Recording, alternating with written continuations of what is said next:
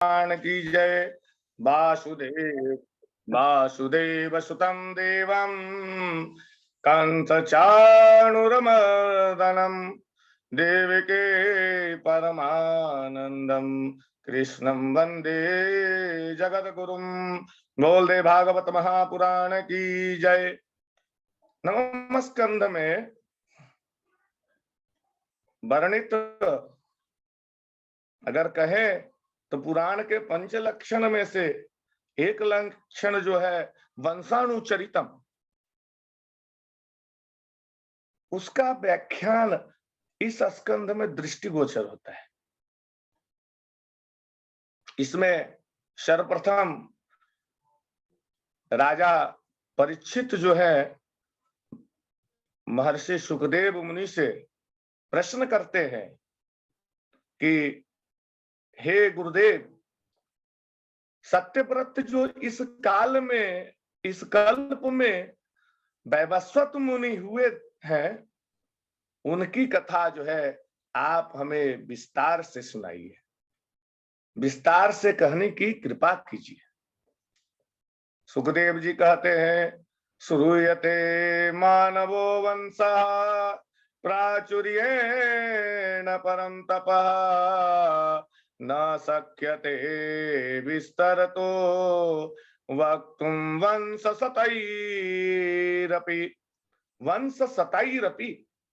राजा परीक्षित से कहते हैं सुखदेव मुनि कि भाई, जिस तुम वंश के का विस्तार से वर्णन करने कह रहे हो, अगर मैं उस वंश का विस्तार से वर्णन करने लगा तो हमें सैकड़ों वर्ष लग जाएंगे और उस वंश का जो है हम विस्तार से वर्णन नहीं कर पाएंगे। तो इसलिए हे राजा परीक्षित, तुम जो है, तुम्हें संक्षेप में मैं इस वंश का वर्णन सुनाता हूं। समस्त प्राणियों की आत्मा भगवान नारायण की नाभि कमल से ब्रह्मदेव की उत्पत्ति होती है और ब्रह्मदेव का प्रादुर्भाव हुआ ब्रह्मा जी के मन से मरीचिका, और मरीचि के पुत्र कश्यप हुए और उनकी पत्नी अदिति से ही विवस्वान जो सूर्य का जन्म हुआ। विवस्वान की संज्ञा नामक पत्नी से श्राद्ध देव का जन्म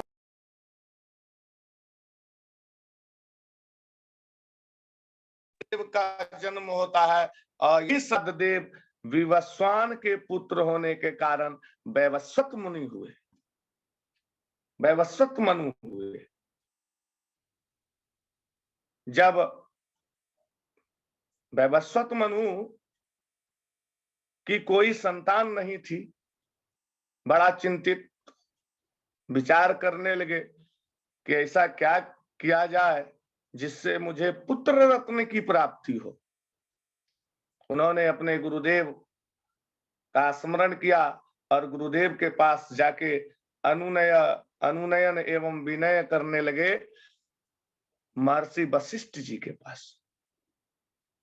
महर्षि वशिष्ठ जी ने उनकी प्रार्थना को स्वीकार किया और उन्होंने मित्र वरुण यज्ञ करवाया, और उसे पुत्रेष्ठी यज्ञ भी हम कह सकते हैं। चूंकि वैवस्वत मनु की पत्नी अदिति इस वंश की प्रथम देवी थी, तो इनका मन हो गया कि भाई हमें पुत्री की प्राप्ति हो, प्रथम पुत्री ही उत्पन्न हो। अदिति जाके आचार्य ब्राह्मणों से विचार विमर्श करती हैं और उन्हें जो है कहती हैं कि भाई ऐसा काम कीजिए, ऐसा संकल्प कराइए जिससे जो है मुझे पुत्री हो। ठीक, पंडित जी अपना काम शुरू किए। यज्ञ में संकल्प को उलट दिया, पुत्र के जगह पर पुत्री शब्द का प्रयोग कर दिए। और उन्होंने जब अदिति गर्भ धारण करती है, 9 मास पर्यंत जो है इला नाम की पुत्री उत्पन्न होती है। तो उधर व्यवस्थित अदिति बहुत आनंद हुई, खुश हुई और ढेर सारे धन ब्राह्मण आचार्य को दे दिया। तत्पश्चात जब उन्हें व्यवस्थित मनु को यह पता चला कि मुझे पुत्री रत्न की प्राप्ति हुई है, तो बड़ा उदास हो गए। एक तो बात यह है कि बड़ा अच्छी बात कही गई है कि अदिति माँ ही सृष्टि में जो है, इस सृष्टि में माँ सबसे पहले माँ को पुत्र से ज्यादा प्रेम होता है। लेकिन यहाँ पर अदिति जो है सर्वप्रथम पुत्री की आकांक्षाएं करती है, जो आज के वर्तमान परिप्रेक्ष्य में अगर कहा जाए तो बेटी बचाओ बेटी पढ़ाओ कार्यक्रम जो चल रहा है, उसकी यथार्थता सिद्ध हो जाती है हमारे प्राचीन श्रीमद् भागवत महापुराण से, कि भाई उसके बगैर सृष्टि संभव ही नहीं है। इस हमारा और कहेंगे कि मातृदेवो भव भी कहा गया है। सर्वप्रथम माँ ही जो है गुरु होती है किसी की, तो मातृदेवो भव भी कहा गया है। आचार्य देवो भव बृहदा तैतरीय उपनिषद में मातृदेवो भव, पितृदेवो भव, आचार्य देवो भव। तो बड़ा व्यवस्थित मनु जो है उदास हुए और चिंता में पड़ गए। तो व्यवस्थित मनु जो है अपने गुरु के पास गए। गुरु के पास जाते हैं और गुरु जी से कहते हैं कि गुरु, हे वशिष्ठ जी, हे हमारे परम गुरु, हे हमारे कुल गुरु, ऐसा क्या हो गया कि मैंने तो पुत्र की आकांक्षाएं की थी, मैंने इसीलिए तो पुत्रेष्ठी यज्ञ कराया था, लेकिन मुझे जो है पुत्री कैसे प्राप्त हो गया? हमें तो ये बड़ा दुख की बात है, चिंतनीय विषय है। तो गुरु वशिष्ठ जी ने अपने तपोबल से, अपने ध्यानस्थ अवस्था में उन्हें अनुभव हुआ कि संकल्प जो है उल्टा हो गया है। और उन्होंने सारा पूर्व की रहस्य को जान जाते हैं। तो उन्होंने पूछते हैं व्यवस्थित मनु से, कहते हैं कि भाई लगता है कि पति और पत्नी में मतैक्य है ही नहीं, मत एक है ही नहीं, कहीं न कहीं भिन्नता है, जिसका परिणाम है कि तुम्हें पुत्री प्राप्ति हुई है। अब तो भाई जाओ, कोई उपाय नहीं है, जो हो गया सो हो गया। अदिति के कारण जो है पुत्री की प्राप्ति हुई है, वो बता देते हैं। फिर भी अनुनय विनय प्रार्थना करते हैं गुरु से कि प्रभु आप ही इसे पुत्र कैसे होगा, इसे पुत्र बनाइए, हमने तो पुत्र की आकांक्षाएं की थी, तो आप जैसे भी हो आप हमें पुत्र रत्न प्राप्त कराइए। पुनः जो है महर्षि वशिष्ठ शिव की आराधना करते हैं।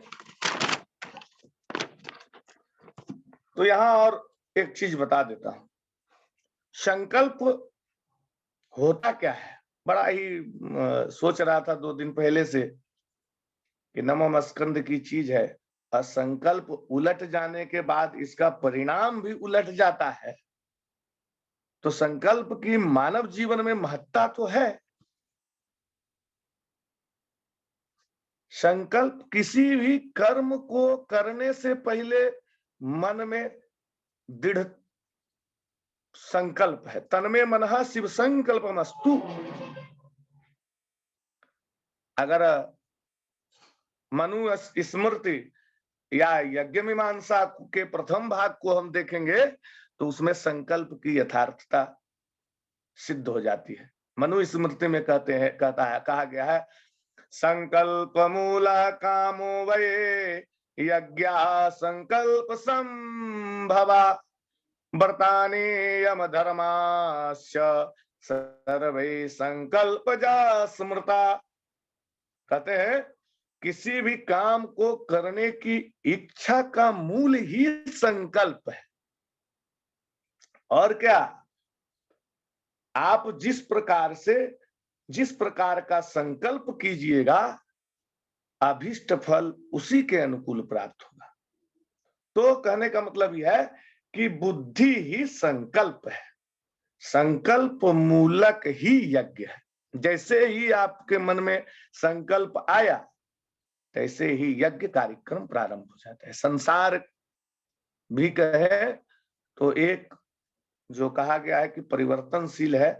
आज हम अपने दैनिक जीवन में सुबह उठ के हमें क्या क्या काम करना है, कहाँ जाना है, कैसे खाना है, क्या रहना है, किनसे मिलना है, वो हमारा मन पूर्व ही निर्धारित कर लेता है और वही संकल्प हो जाता है। और क्या, अगर कहे तो जहां पर अगर आध्यात्मिक दृष्टिकोण से विचार करें तो जहां विकल्प नहीं है वहां संकल्प अवश्य हो जाता है।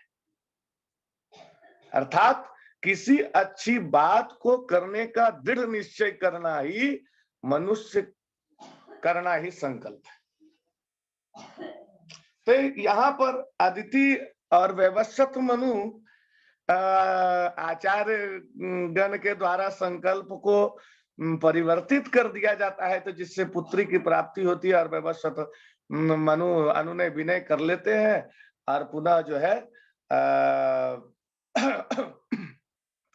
भगवान नारायण की आराधना वशिष्ठ करते हैं और वह जो है इला नामक पुत्री जो है सुदुम्न में परिणत हो जाती है। अगर वैज्ञानिक दृष्टिकोण से अगर हम इस पर चर्चा करेंगे तो आज के युग में जेंडर परिवर्तन का जो कार्यक्रम हो रहा है उस युग में भी था। जब सुदुम्न बड़ा हुआ तो अपने सेना सैनिकों के साथ वन में शिकार करने के लिए जाता है और वो चला जाता है वो चला जाता है इलावृत खंड में प्रवेश कर जाता है, जहां पर भगवान शंकर का शाप है कि भाई जो भी पुरुष इस वन में प्रवेश करेगा वो स्त्री में परिवर्तित हो जाएगा। तो अश्वथा वो घोड़ी में परिवर्तित हो गई, अश्वा में परिवर्तित हो गई, सुदुम्न थे तो स्त्री में परिवर्तित हो गए, जो भी सैनिक थे वो स्त्री में परिवर्तित हो गए। वन में बहुत काल पर्यंत विचरण करते करते उनको जो है चंद्रमा के पुत्र बुद्ध से चंद्रमा के पुत्र बुद्ध की दृष्टि पड़ती है और एक दूसरे में काम मोहित हो जाते हैं, जिससे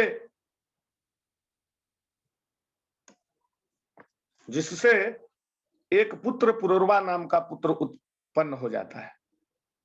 बहुत सुदुम्न चिंतित दुखी में अपने कुल गुरु वशिष्ठ का स्मरण करते हैं और वशिष्ठ के स्मरण करने के पश्चात वशिष्ठ अपने तपोबल से सुदुम्न की इस दशा को देखकर भगवान शंकर से अनुनयन करते हैं, विनय करते हैं, प्रार्थना करते हैं कि हे भगवान शिव इन्हें पुनः जो है पुरुषत्व प्रदान करें।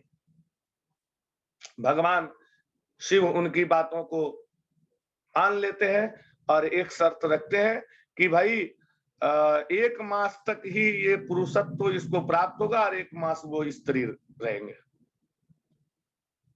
तो 1 महीने स्त्री रहेंगे और 1 महीने पुरुष रहेंगे। फिर जब पुरुषत्व प्राप्त होता है तो वो अपने राज्य में आते हैं और राज्य में आने के पश्चात प्रजाजन का उचित व्यवहार उनके साथ नहीं होता है और खिन्न हो जाते हैं और पुनः वो जो है वन को प्रस्थान कर जाते हैं और वन में चले जाते हैं। आइए एक सुंदर सा भजन भगवान शिव के चरण में हम लोग गुनगुनाते हैं, फिर कथा को जो है आगे बढ़ाएंगे। ओम कैलाश के निवासी नम बार बार हो, नम बार बार हो, आयो शरण तिहारी भोले तार तार दो। कैलाश के निवासी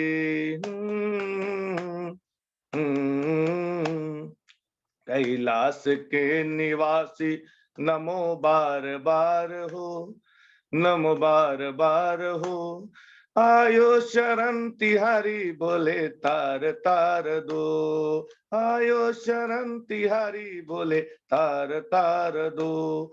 भक्तों को कभी शिव तूने निराश ना किया, भक्तों को कभी शिव तूने निराश ना किया, मांगा जिन्हें जो पाया वरदान दे दिया, मांगा जिन्हें जो पाया वरदान दे दिया।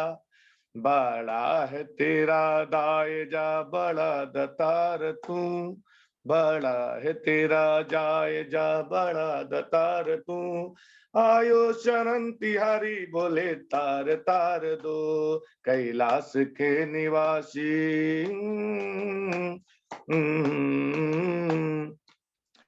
बखान क्या करूं मैं राखों के ढेर का, बखान क्या करूं, बखान क्या करूं मैं राखों के ढेर का, चपटी भभूत में है खजाना कुबेर का, चिपटी भभूत में है खजाना कुबेर का। गंगाधार गंगाधार मुक्तिदार ओंकार तू, आयो शरण तिहारी बोले तार तार दो, आयो शरण तिहारी बोले तार तार दो। कैलाश के वासी दिया हम क्या दे, क्या क्या नहीं दिया हम क्या प्रमाण दे, बस गए हैं त्रिलोक हम तेरे नाम से, बस गए हैं त्रिलोक हम तेरे नाम से। नाउ जय पिया ओ